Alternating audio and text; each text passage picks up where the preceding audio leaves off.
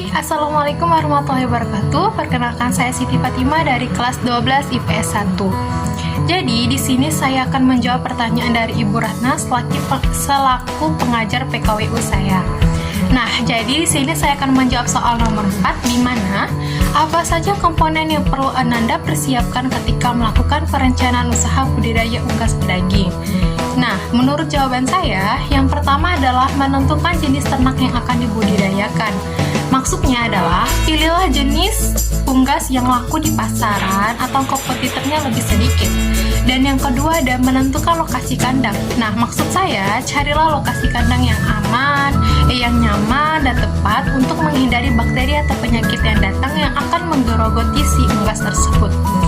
Terus yang ketiga adalah persiapan pakan, vitamin, obat untuk si unggas. Nah, jadi saat kalian melakukan budidayanya, kalian tidak perlu nih ribet-ribet mencari pakannya, obatnya, vitaminnya, karena sudah kalian persiapkan dari awal. Terus yang keempat ada cara pemeliharaan.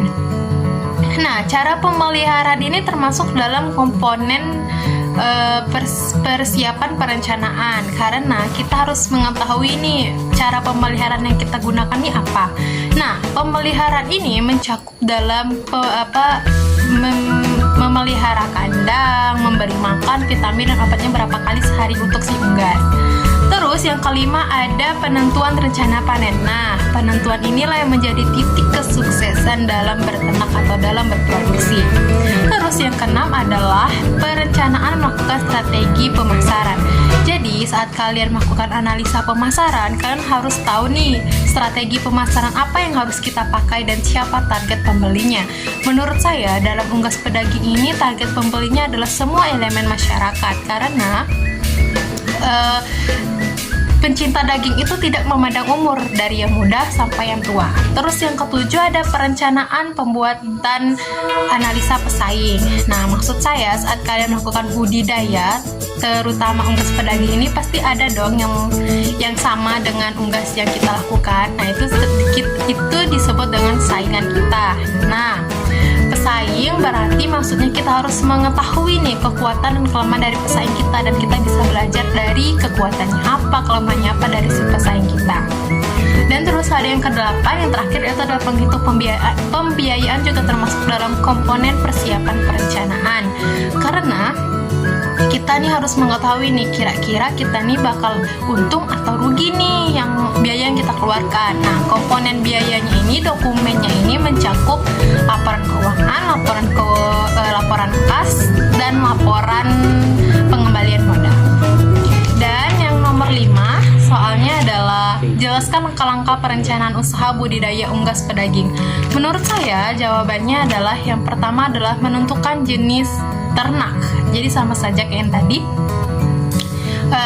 carilah ternak yang laku di pasar dan yang banyak diminati oleh lingkungan sekitar kalian.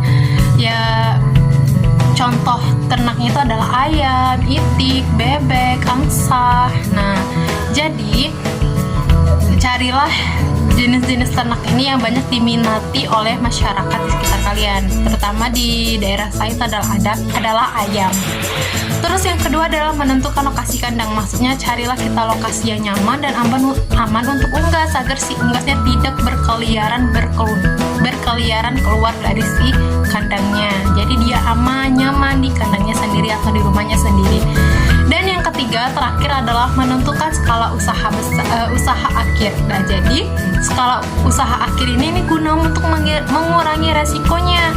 Karena ini contohnya, kalau misalnya kita langsung saat memulai budidaya langsung pakai skala yang besar, kalaupun gagal ruginya bakal banyak. Jadi cara-caranya itu adalah kita lakukan dulu skala kecilnya, sedang, baru besar. Jadi kalau misalnya skala kecil terus gagal, jadi kita ruginya nggak besar-besar banget. Jadi dari yang skala kecil dulu, skala sedang, baru skala besar. Nah, dari skalanya ini nih kita belajar tentang komponen menyangkut komponen biaya. Nah, komponen biaya ini ada dua, biaya tetap dan biaya tidak tetap. Nah, biaya tetap itu tadi yang pemeliharaan kandang dan pembelian alat untuk kandangnya. Terus untuk pembiayaan tidak tetapnya itu ya kita membeli pakannya, obatnya, multivitaminnya untuk si unggas, karena seakan-akan waktu harga-harganya itu bakal berubah. Baiklah, sekian, terima kasih telah jawaban saya. Semoga bermanfaat, dan kalau ada yang salah mohon dimaklumin. Terima kasih. Wassalamualaikum warahmatullahi wabarakatuh.